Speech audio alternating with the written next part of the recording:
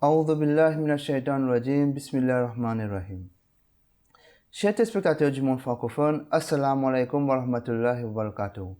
Bienvenue dans notre émission Le temps des réponses. Cette émission a pour but de répondre aux allégations à l'égard de l'existence de Dieu. J'ai le plaisir d'accueillir nos deux missionnaires, Mourabi Shamim Saeb et Mourabi Kashif Saeb. Assalamu alaikum wa rahmatullahi wa barakatuh. Wa alaykum salam wa rahmatullah. Mourabi Saeb, notre première question, c'est en relation avec l'évolution. Vous avez expliqué que dans le Saint-Coran que l'homme est le résultat de l'évolution. Qu'est-ce que cela veut dire et est-ce que le Saint-Coran soutient la théorie d'évolution des espèces, comme soutenue par Richard Dawkins? Bon, tout d'abord, il faut savoir que le Saint-Coran soutient la théorie de l'évolution des espèces, mais pas exactement celle présentée par Darwin ou Dawkins, qui parle d'évolution aveugle et accidentelle. Mon frère Shamim Saeb va nous expliquer le concept coranique de l'évolution dans un instant. Moi, je vais vous expliquer ce qu'est la sélection naturelle et l'évolution telle que nous l'a présentée Darwin et Dawkins. Le célèbre naturaliste et biologiste Charles Darwin a présenté l'idée que toutes les formes de vie ont un ancêtre commun. Bien qu'il n'était pas le seul qui a dit cela, ni n'était-il le premier qui l'a dit.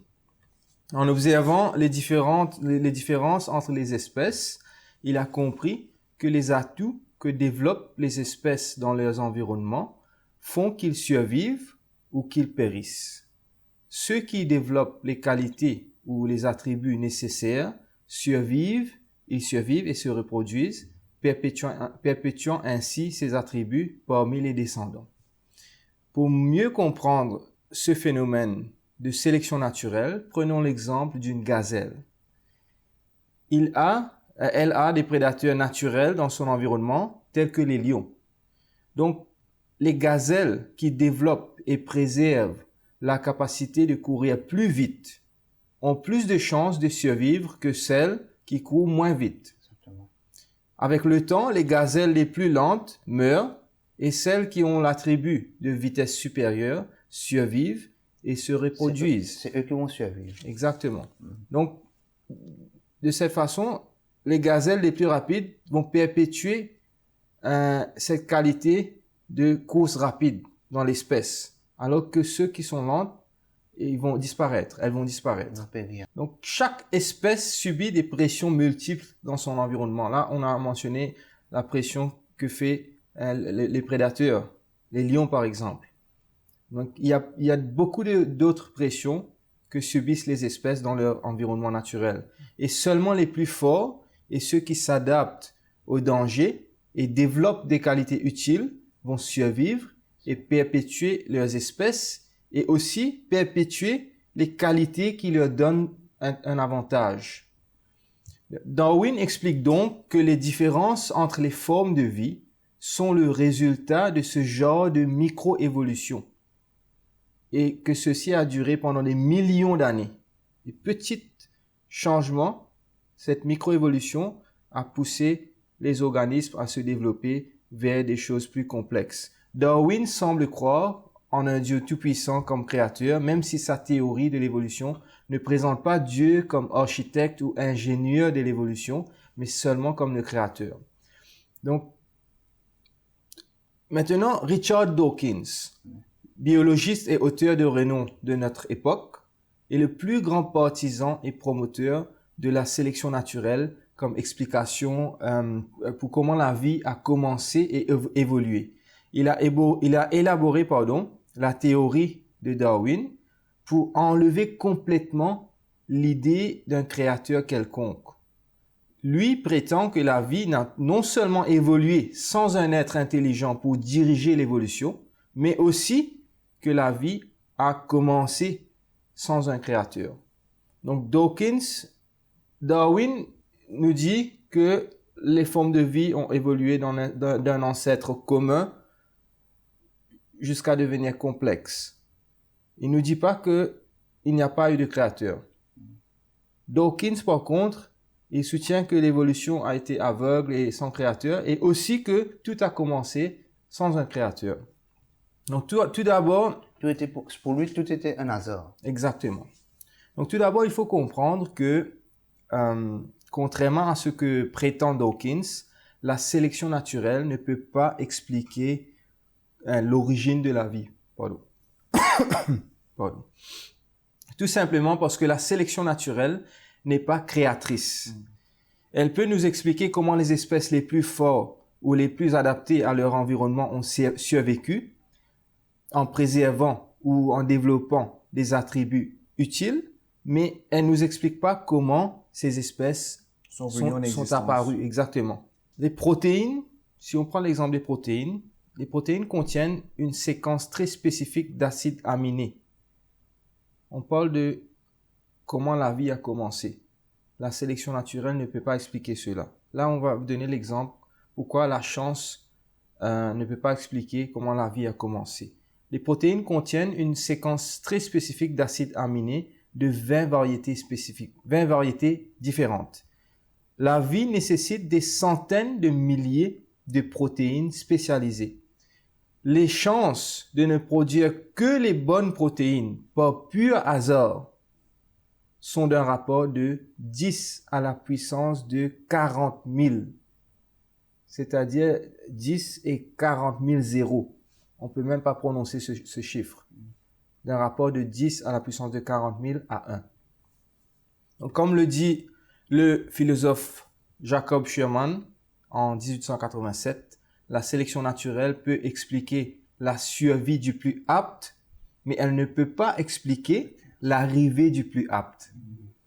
Et pourtant, c'est bien l'arrivée qui nous intéresse. Lorsque la question est posée d'où vient la vie, la réponse doit expliquer comment la vie est née et pas seulement pourquoi les formes de vie spécifiques ont survécu. Donc, premièrement, la sélection naturelle ne peut pas expliquer comment la vie a commencé. Maintenant, posons-nous la question suivante. Est-ce que la sélection naturelle, telle que présentée par Darwin et élaborée par Dawkins, peut expliquer l'apparition d'organismes complexes et de systèmes biologiques complexes? Non. La sélection naturelle ne pousse pas un trait ou attribut biologique à devenir plus complexe. Elle ne conservera pas un attribut seulement parce qu'il pourrait devenir plus utile à l'avenir. La sélection naturelle s'intéresse à l'avantage immédiat de l'espèce dans son environnement actuel. Donc, par exemple, le cas de la gazelle, elle peut courir plus vite. Cela procure un avantage. Donc, cet attribut de courir plus vite est préservé. C'est tout. La sélection naturelle préserve les qualités qui procurent des avantages immédiats et pas les qualités qui vont procurer des avantages dans le futur. Imaginez deux orang-outans, deux singes, Einstein et Bob. Einstein a un cerveau, le singe a un cerveau qui a le potentiel d'évoluer vers un cerveau plus avancé, semblable à celui d'un humain primitif. Alors que Bob est un idiot, mais il est plus musclé et plus rapide qu'Einstein. La sélection naturelle tuera facilement Einstein et préservera Bob, malgré le fait que la progéniture d'Einstein a un potentiel évolutif plus important. Pourquoi? Parce que la sélection naturelle non guidée ne peut ni voir l'avenir et ni s'en soucier. Il n'a aucun désir d'aider, cette sélection naturelle n'a aucun désir d'aider à faire évoluer les animaux plus intelligents. La sélection naturelle est sans intelligence et ne se soucie guère de qui vit et qui meurt. Donc la sélection naturelle ne préservera pas les organismes avec des traits potentiellement plus avancés que les organismes avec des traits moins avancés potentiellement. Si les premiers traits qu'on vient de mentionner ne confèrent pas un avantage de survie immédiat. Donc, c'est seulement ces traits qui donnent un avantage sur le champ qui sont préservés. Les traits qui vont donner un avantage dans le futur, à longue durée, exactement, ne va pas être préservé. Darwin écrit dans son livre célèbre « L'origine des espèces », il dit « S'il pouvait être démontré qu'il existait un organe complexe qui n'auraient pas pu être formés par de nombreuses modifications successives et légères, ma théorie s'effondrerait absolument.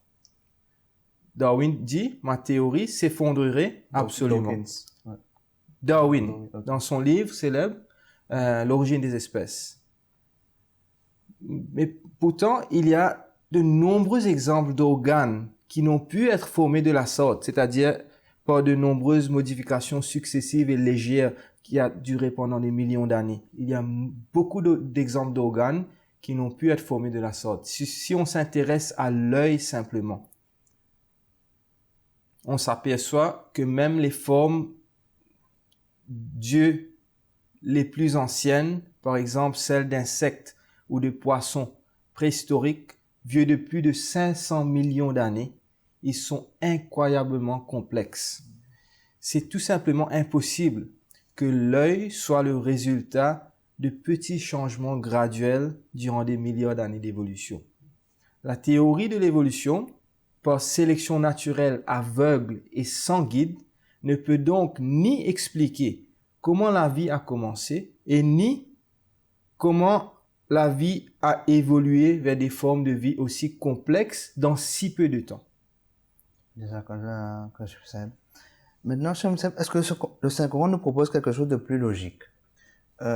Oui, par la grâce d'Allah, le Saint-Coran nous donne une alternative par rapport à la sélection naturelle. Comme Kashif Seb bien expliqué en détail, premièrement, le Saint-Coran nous informe catégoriquement que l'évolution a bel et bien eu lieu, mais pas une évolution au hasard, comme le propose Darwin ou Dawkins, avec une sélection naturelle sans intelligence, sans plan, sans objectif, sans direction, comme le moteur principal de cette évolution qui a duré sur des milliards d'années.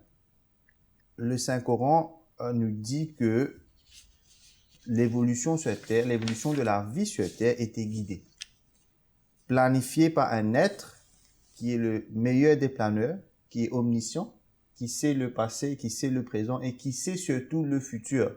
Parce que, comme Kashif Seb a expliqué en détail, la sélection naturelle prône les qualités qui vont donner des avantages immédiats. Alors que l'être qui était en charge de l'évolution, le Dieu que nous présente le Saint-Coran, est celui qui est l'omniscient, celui qui sait aussi le futur. Donc, le Saint-Coran, à plusieurs reprises, parle de l'évolution, mais le Saint-Coran parle d'une évolution guidée par Dieu. Et intelligente aussi. Intelligente et guidée par Dieu. C'est Dieu qui a choisi quelles seront les qualités, ou quels seront les traits, ou quelles seront les espèces qui vont évoluer d'un stage à un autre stage. Et non pas un processus, un procédé qui était aveugle, comme la sélection naturelle. À ce sujet, le Saint-Coran nous dit dans le chapitre 28, Surat al-Qasas, verset 69, « A'udhu billahi minash shaitanir rajim, wa rabbuka yakhluqu ma yasha wa yakhtar » Et ton Seigneur crée tout ce qu'il veut et choisit ce qu'il veut. « Ma kana lahumul khiyara » Ce n'est pas à eux de choisir. Ici, l'accent est mis sur le choix. Que c'est Allah qui choisit par rapport à la création qu'il a créée. C'est Allah qui choisit. Donc ici, très catégoriquement, le Saint-Coran fait mention de ceci, que c'est Allah qui a le choix. Et cette évolution est une évolution guidée. Dans le chapitre 10, verset 4, Allah parle de l'évolution et Allah parle aussi qu'il est celui qui est le régulateur de toute chose. Yudabbirul amra. C'est lui qui a créé, mais pas seulement créé, mais aussi celui qui contrôle et qui fait de sorte que cette évolution mène vers un objectif, un résultat défini. Dans un bon sens. Dans le sens que Dieu le veut. Exactement. Parce que, comme Kashif Seb vient d'expliquer, on ne peut pas laisser toutes ces choses par hasard. On ne peut pas, comme Kashif Seb vient de donner l'exemple de l'organe de l'œil, qui ne peut pas être le résultat d'une évolution qui a duré des milliards d'années. On peut aussi parler de la faculté de s'exprimer. L'être humain a cette faculté de s'exprimer clairement par rapport aux autres espèces dans la nature. Et Allah Ta'ala a fait mention de cette faculté. La langue. La langue, exactement. Et le Saint-Coran nous dit que Ar-Rahman allama al-Qur'an, khalaqa al-insan allamahu al-bayan. Que j'ai créé l'homme, que Dieu a créé l'homme, et il lui a enseigné l'art de s'exprimer clairement. Dieu nous a enseigné tant de choses. Pourquoi a-t-il mis l'accent sur l'art de s'exprimer? Car les scientifiques ne peuvent pas démontrer le procédé de l'évolution qui a amené à l'homme de développer l'art de s'exprimer aussi clairement. Cet art de s'exprimer clairement est apparu à un moment donné au cours de l'évolution sans cette évolution graduelle. Donc, les scientifiques ne peuvent pas expliquer comment ceci est apparu soudainement. Mais nous, on le sait. On sait que cette évolution est guidée. Parce que c'est dit dans le Coran. Et c'est dit dans le Coran, et Dieu a révélé cet art à l'être humain. Donc, premièrement, le Saint-Coran nous fait comprendre que l'évolution n'est pas aveugle. L'évolution ne dépend pas de la sélection naturelle, non. L'évolution est guidée, l'évolution est planifiée. Mais aussi, le Saint-Coran, où il y a une distinction entre les théories qui ont été proposées par Dawkins et Darwin, nous fait comprendre que l'évolution de chaque espèce a été planifiée indépendamment des autres espèces qui sont sur la Terre. Et la même chose s'applique pour l'homme. L'homme ne descend pas du singe, comme les Dawkins veulent nous faire croire. Non. La ligne d'évolution qui a produit l'espèce humaine était indépendante de celle qui a créé les singes ou les autres animaux qui sont dans la nature. Donc, dès le premier jour, Dieu avait déjà planifié le cours de cette évolution et l'être humain n'est certainement pas un accident de parcours. Au contraire, le Saint-Coran nous dit que la création de l'homme est au centre même de la création de la vie sur Terre et même de la création tout court. Donc, il y a deux choses que j'ai mentionnées ici. Premièrement, l'évolution guidée, planifiée par Dieu, qui est omniscient, qui est tout-puissant, et aussi l'évolution indépendante des espèces, l'homme y compris. Dieu n'avait pas choisi de créer, par exemple, des singes, et les singes ont évolué en des espèces humaines. Non, l'espèce humaine avait son cours d'évolution qui était tout à fait indépendant des autres espèces. Jazakallah, Shemseb. Maintenant, Dieu nous dit dans le Saint-Coran que dans la création des cieux et de la terre, il y a des signes pour ceux qui réfléchissent. Est-ce que dans l'observation de l'univers et la nature, peut-on indiquer qu'il devrait y avoir un Dieu? Est-ce que ça nous ramène vers l'existence de Dieu quand on observe tout ce qui est le ciel, l'astronomie, tout ça? Exactement. La création et le maintien de l'univers et de la vie dépendent d'un nombre inimaginable de lois physiques. L'observation de ces détails démontre certainement qu'il doit y avoir un créateur, un architecte tout-puissant qui a créé ces lois. Ces lois ne fonctionnent pas aveuglément, mais avec précision. Il existe une myriade de valeurs ou constantes par lesquelles les lois naturelles fonctionnent. Tout comme l'état initial de l'univers devait être réglé avec précision, là on parle du moment juste après le Big Bang, nous avons découvert que ces constantes doivent exister dans une marge très étroite pour que la vie se produise et se développe. La précision requise peut être comparée au processus d'ingénierie pour les vaisseaux spatiaux. Si une machine coupe un panneau métallique, même légèrement plus grand ou plus petit, ou ne visse pas un boulon suffisamment serré, la fusée en entière sera en danger. Si les choses sont même légèrement décalées, tout s'effondre. Donc le réglage minutieux de l'univers et des lois de la nature est exactement comme ça. Des lois existent, mais elles doivent fonctionner à des niveaux très spécifiques. Prenons l'exemple de la loi de la gravitation. La gravité est essentielle pour la formation des étoiles. Les étoiles agissent comme des usines pour les éléments lourds dont nous avons besoin pour la vie. Lorsque les étoiles explosent, elles dispersent dans l'univers des éléments de base nécessaires au développement de la vie. Elles agissent également comme des points centraux pour que les planètes se rassemblent, se stabilisent sur des orbites et produisent des atmosphères permettant la vie. Mais le bon type d'étoile nécessite une force de gravité très spécifique. Si la gravité était légèrement plus forte, les étoiles et les planètes seraient beaucoup plus petites et les galaxies seraient beaucoup plus denses. Cela signifierait que les orbites astrales seraient beaucoup plus instables et que les accidents de planètes, les collisions, seraient beaucoup plus courants. Même si un système solaire a eu de la chance et que ces planètes avaient des orbites stables dans cette gravité supérieure à la nôtre, une étoile typique ne vivrait que 10 000 ans. Et c'est une période trop courte pour permettre la vie d'apparaître et d'évoluer. Exactement. Si la gravité était plus faible, cependant, l'univers serait beaucoup plus froid. Il serait beaucoup plus difficile pour les étoiles de se former. Et il est peu probable que ceux qui se seraient formés explosent. Ils s'effondreraient simplement, formant peut-être un trou noir dans le processus. Cela signifie que le matériau essentiel à la vie, le carbone et l'oxygène en particulier, ne seraient pas expulsés et que la vie n'aurait aucune chance. Maintenant, prenons l'exemple de quelque chose de très simple. On a donné l'exemple de la force de gravité comme quelque chose parmi les lois qu'Allah a créées qui doivent être exactes. Si elle est plus forte, la vie ne serait pas possible. Si elle est moins forte, la vie ne serait pas possible. Maintenant, on va prendre l'exemple de quelque chose de très simple et qu'on peut tous comprendre, qu'on voit dans notre vie de tous les jours. Dans le Saint-Coran, Allah nous dit, « A'udhu billahi minash shaitanir rajim, wa ja'alna minal ma'i kulla shay'in hayy, afala yu'minun » Et nous avons fait chaque chose vivante à partir de l'eau. Ne veulent-ils pas croire? On a déjà expliqué comment l'eau était essentielle pour l'apparition et le développement de la vie sur Terre. Mais ce verset cache